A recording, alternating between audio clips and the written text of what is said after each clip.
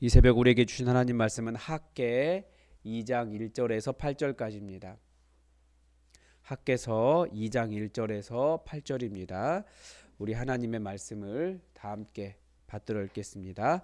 일곱째 달 곧 그 달 21일에 여호와의 말씀이 선지자 학개에게 임하니라. 이르시되 너는 스알디엘의 아들 유다 총독 스룹바벨과 여호사닥의 아들 대제사장 여호수아와 남은 백성에게 말하여 이르라.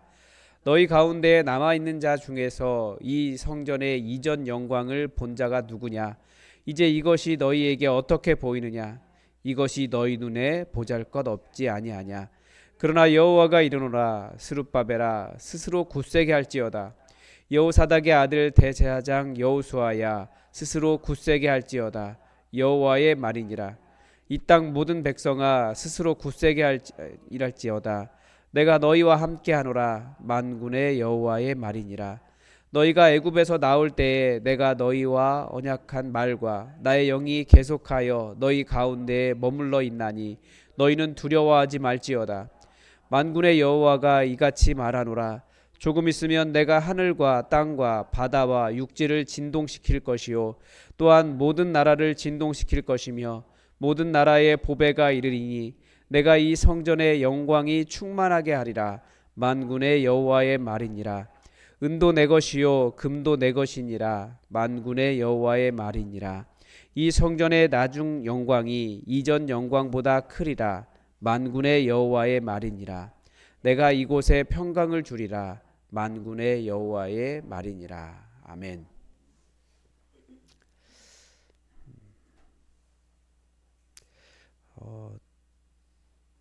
이 개인적인 문제긴 한데요. 문제라기보다는 그냥 개인적인 일인데요. 제 차가 오래된 차입니다. 근데 오래됐다라고 말하지만 그게 한때 명차라고 불리던 차였거든요. 그래서 저는 그 차가 참 좋아요. 아주 좋은 차라고 생각을 합니다. 그래서 전혀 어떤 문제를 느끼지 않아요. 그런데 어느 날 제가 이상하다라는 느낌을 받은 적이 있어요. 그 차를 타고 분당에 갔어요.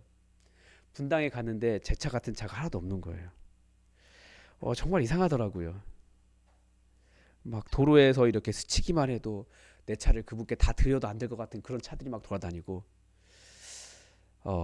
그때부터 내 차가 이상한 차인가? 좀 이렇게 부족한 차인가? 이런 막 그런 느낌 있잖아요. 그런 게 막 드는 거예요. 어, 그것이 뭐냐면 초라하다라고 하는 느낌입니다. 초라함은 우리를 위축되게 만들어요. 사실 인간 자체가 초라하지 않을 텐데 그런 것들 때문에 내가 작고 초라하고 낙심하게 된다라는 거죠. 그러면서 그게 저 자신을 대한 평가도 자꾸 이렇게 낮아지고 초라한 사람으로 보이게 하는 거예요. 그런데 아무리 생각해도 이게 왜 문제가 되지? 잘 굴러다니는데? 그런 생각을 하는 거죠. 인간의 마음이 오래되고 낡으면 이렇게 초라하게 느낍니다. 소위 인간 세상은 계속해서 등급이 있거든요. 그 등급이 낮다라는 생각을 하게 되는 거예요. 그런데 이스라엘 자손이 성전을 보면서 그걸 느꼈습니다. 성전을 완공하고 보니 젊은 세대는 야 드디어 성전을 완공했다라고 하는 기쁨에 소리 질렀지만 이전 성전의 영광을 보았던 사람들, 그 솔로몬이 만들었던 솔로몬 성전 황금색 빛나고 너무나 아름답게 장식되어 있고 그렇게 아름다울 수 없었던 그 성전의 모습을 생각하는 어르신들은 소리내어서 엉엉 울었습니다. 초라해서. 그리고 하나님께 죄송해서. 가장 위대하신 하나님께 가장 크고 아름답고 화려한 성전을 봉헌하면 좋았을 텐데 라는 연약함에 하나님께 죄송했던 것입니다. 어제 본문은 성전을 짓지 못하는 것을 외부 탓으로 돌리지 말아라. 외부가 아니라 내부 문제 아니냐. 그렇게 하나님께서 아주 심하게 책망하셨습니다. 그렇지만 오늘 본문은 그 초라한 성전을 봉헌하게 된 것에 대한 죄송한 마음, 그래서 낙심한 마음, 그래서 위축된 사람들에게 아니 잘했어. 이제 성전 지었으니까 내가 새로운 일을 행할 거야. 라고 하는 위로하시는 하나님의 마음을 볼 수 있습니다. 먼저 2장 3절에 보면 분명히 최고의 것을 드리지 못했다는 초라함이 느껴진 거죠. 그래서 솔로몬 성전과 비교해서 너무나 초라했기 때문에, 그리고 자신들의 능력이 너무나 없다라는 것을 깨달았기 때문에 많이 낙심했어요. 우리도 그런 어떤 외적인 문제 때문에 초라함을 느낄 때가 많이 있습니다. 그것 때문에 하나님의 일을 하거나 주저하거나 낙심할 수도 있어요.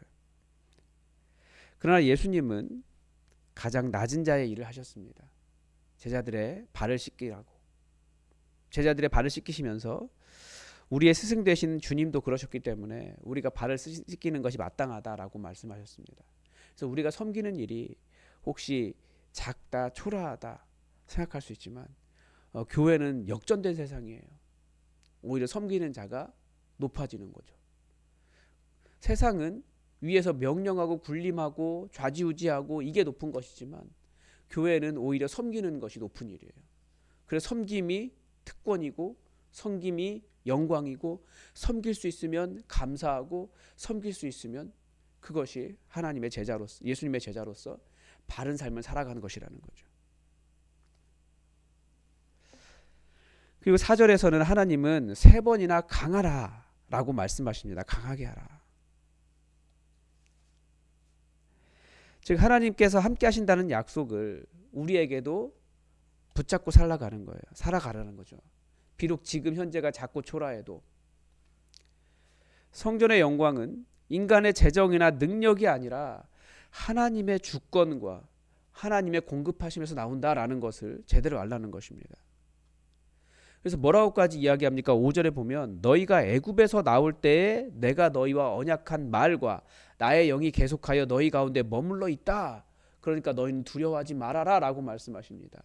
아니 지금 이스라엘의 모습을 볼 때 어디 애굽에서 경험했던 하나님의 권능이 있습니까? 지금 나라가 망해서 간신히 제국의 왕이 황제가 나 성전 지어라라고 허락하지 않으면 성전도 짓지 못하는 상황 가운데 들어있는 사람들이 뭐가 하나님의 말씀이 있고 하나님의 영이 있습니까? 우리를 바라볼 때도 그래요. 초대교회는 성령 충만해서 막 손을 놓고 기도하면 병자도 낫고 죽은 사람도 낫고 살아나고 그런 놀라운 권능이 있었는데 우리의 모습을 보면 어디 하나님의 영이 있다라고 말할 수 있겠습니까? 자꾸 초라하게 느껴질 수 있다라는 거예요. 그러나 그렇지 않아요. 하나님의 이름이 머물러 있는 한 거기가 자꾸 초라해 보이지만 거기에 하나님의 말씀이 있고 하나님의 영이 계속해서 머물러 있다라는 거죠. 우리는 과거를 보면서 우리의 모습을 연약하다 말할 수 있어요. 교회의 시대가 지금 그렇기는 해요. 그렇지만 우리가 낙심할 이유는 없는 거예요. 왜냐하면 여전히 변하지 않은 하나님의 영과 하나님의 말씀이 우리에게 있기 때문에 그렇습니다. 그래서 계속해서 우리의 사명이 무엇이냐, 학계든지 지금 최근의 말씀이 계속해서 가르쳐주는 것이 무엇이냐면 너희의 부르심과 택하심을 기억하라라예요. 우리가 왜 부르심 받았고 왜 택하심 받았습니까? 이걸 생각하면서 하나님의 교회, 예수님의 손과 발이 되어서 하나님의 교회를 세워가고 그렇게 해서 예수님을 이 온 땅에 널리 전하는 그 일을 우리가 그 일을 택하시고 부르심 받았는데, 그렇기 때문에 우리의 연약함을 보지 말고 우리에게 있는 하나님의 말씀과 하나님의 여전히 우리에게 머물러 계시는 성령님의 권능을 바라보면서 우리는 힘을 내고 끝까지 사명을 감당해야 되는 거죠. 그래서 하나님은 이런 말씀하십니다. 은도 내 것이고 금도 내 것이다. 이 성전의 영광의 본질이 무엇인지 가르쳐줘요. 우리는 성전의 영광을 화려하면서 볼 수 있습니다. 그래서 사람들을 미혹하는 곳일수록 이단일수록 교회를 화려하게 만들어요. 그래서 여기에 하나님 계신가 보다 이런 착각이 들게 만듭니다. 그런데 하나님께서 원하시는 것은 겉으로 보이는 화려함이 아닙니다. 어제 말씀에서 왜 성전 짓지 않느냐라고 하는 것에도 우선순위의 문제를 다루는 것이지 좋은 집에 산다고 뭐라고 하는 게 아니에요. 좋은 집에 살 수 있죠. 그렇지만 하나님의 성전은 내팽개치고 하나님의 성전은 싼 것만 쓰고 자기 집은 좋은 것만 쓰고 우선순위의 문제를 다룬 것입니다. 하나님께서 원하시는 것은 겉으로 보이는 화려함이 아니에요. 하나님을 향한 진실함. 학계는 그 문제를 우선순위라고 말하는 거죠. 교회가 허름한데 내가 어떻게 못하면 안타까워하는 마음이라도 가지고 있어야 된다는 거예요. 내가 좋은 거 누리면 이거 교회도 누렸으면 좋겠다 라고 하는 그런 마음이 일어나야 된다는 거죠. 그런데 교회의 진짜 영광은 무엇이냐? 그런 외적인 것에 있는 것이 아니라 하나님 그분에게 있다라는 거예요. 하나님의 백성들이 우선순위를 하나님께 두지 않고 자신이 누리는 것만 있을 때 하나님께서 책망하시는 것이지, 하나님께서 우리가 좋은 것 누리는 것 자체를 책망하시는 것이 아닙니다. 그래서 우리의 우선순위가 하나님의 교회인가, 이걸 점검해 보라는 거예요. 하나님은 얼마든지 은도 내 것이고 금도 내 것이고 이 땅의 모든 것이 다 하나님의 것이기 때문에 하나님께서 우리가 더 좋은 것 드리지 못했다라고 우리를 책망하시는 분이 아니시라는 것을 우리가 기억해야 됩니다. 마지막으로 내가 너희와 함께 하노라. 계속 이 말씀을 하시는 이유가 무엇입니까? 성전의 핵심은 건물의 크기가 아니라 하나님의 임재이기 때문에 그 하나님의 참된 영광, 그 하나님의 함께 하심을 바라라는 거죠. 그래서 우리도 우리의 모습이 작아 보일 수 있어요. 예를 들면 우리에게 자동적으로 머릿속에 들어가는 게 있죠. 수적인 성장. 그러니까 교인 수가 이렇게 늘지 않거나 줄어들거나 아니면 다른 교회와 비교해서 그 교회는 뭐가 있고 우리는 없고 이렇게 생각하면 소위 성공한 교회라고 하는 개념을 우리는 가지고 있어요.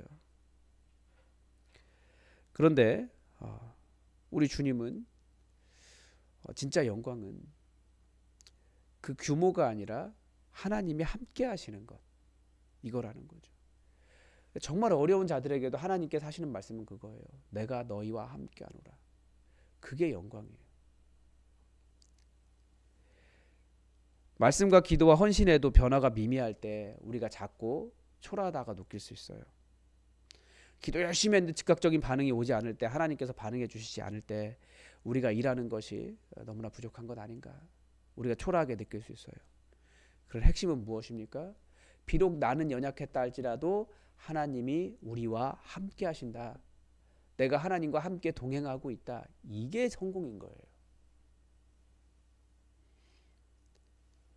우리 외적인 조건들을 보면서 빈약하다라고 작아 보이는 요소들을 바라보면서 우리는 초라하다고 느낄 수 있지만 진짜 영광은 하나님께서 이스라엘에게 하신 말씀처럼 그들이 크고 강한 민족이어서 하나님께 택하신 것이 아니라 하나님께서 가까이 계셔서 그들과 함께 하셔서 그들의 기도가 응답받는 그 나라가 큰 나라라고. 그래서 너희가 큰 나라라고.